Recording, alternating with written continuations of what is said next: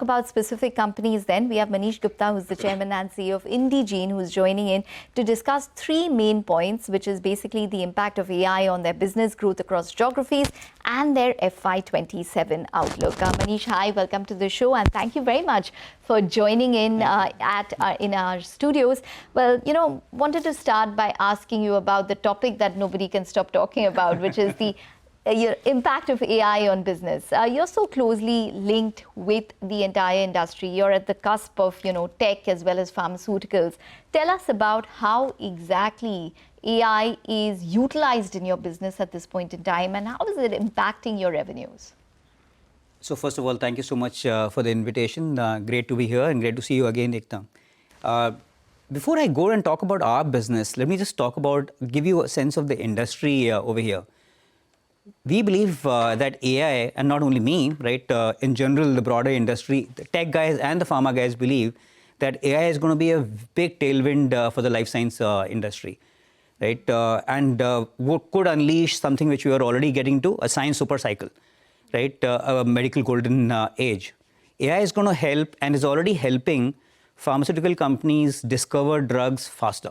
Right, the whole lab piece is getting accelerated. Today, there are already 40 candidates which have moved to clinical trials, and these are candidates which have been discovered using AI-based approaches. Right now, obviously, all of them have to cross the clinical trial process. So, what we believe is there's going to be a stronger pipeline of new drugs coming in with the help of AI. Now, the interesting thing, and that's where Indegene starts playing, if you're going to take these products through the whole clinical trial process. If you do clinical trials the way they are done regularly, right, 5 to 8 year cycle, huge amount of cost, couple of $1 billion, your P&Ls will break. You can't do that. You got to find better ways to drive clinical trials, right? More efficient ways, cutting down cycle times across the board. Next, assume that more candidates are crossing the clinical trial phase and getting into the market, closer to the patients, right, or getting to patients. You can't do sales and marketing the same way. You can't have the cost of compliance, regulatory affairs, right, at the same level. So the per unit price for each of these will have to come down. And the best way to do that is AI, right? And that's what our business enables. How much of your business are you currently utilizing artificial intelligence? Actually, our business is based, when we started the company 27 years back, right out of college, the whole thesis was that we will bring healthcare expertise, medical expertise with technology expertise, right? Now, technology continued to change over time. It was initial days, we were tinkering with Palm Pilots, wireless access protocol, moved to various other things like virtual environments. Digital came in, which is a big tailwind for us, right? Somewhere in 2016 or 17, across the board in all our processes, medical and commercial processes, we started building in AI, NLP, and computer vision, right? In fact, when COVID happened, one of the large COVID vaccine manufacturers had a huge adverse event reporting, right, which had to be taken back to the FDA. And with regular people, they couldn't have managed the workload. They could have need thousands of people.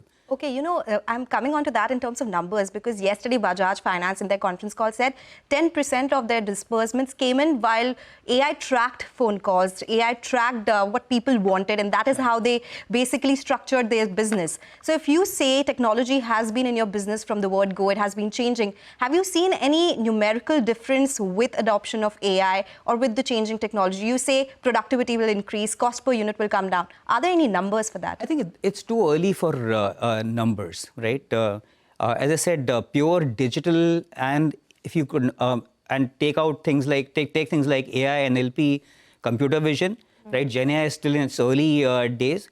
As a company, we grew from $10 million in revenue to $90 million by 2020, to 10 to 220, which is 24% dollar CAGR, close to 30% rupee CAGR.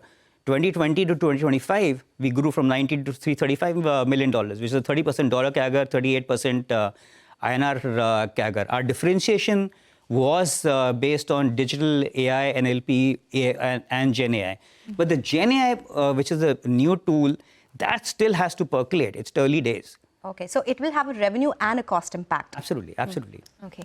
Well, Indegene has been quite active in terms of the acquisition front. And you have, what, 1,395 crores of cash on books? Slightly more. Okay. Are you planning to make any more acquisitions? Would AI then be something that you're looking at actively in terms of an acquisition? We are always open, right? We have a full-fledged corporate development team, which is on the ground always. But our approach typically has been acquiring specialized capabilities, right? The AI stack and the AI tech platform, most of our wins over here have been, or what we have done has been organic. We've been spending a couple of percentage of our revenues on R&D for many years. And most of our AI has actually come from those investments. What we are doing is acquiring specialized units, which are doing work more or less the traditional way, right? And using AI to offer a very different proposition, right? So I don't think we'll do AI-based acquisitions unless we find something super interesting. But we'll acquire specialized capabilities which fit into a customer stack. Okay, all right. It was an interesting conversation. We learned a lot more than the business fundamentals, and especially, as Ekta said, it's the buzzword AI impacting all segments of business as well. Thank you so much for joining us today and visiting us in the studio. That's the word coming in from Indegene. But with that, we'll do one thing. We'll slip into a short break. Up next, we'll connect with the top management of Lupin to decode their Q3 numbers.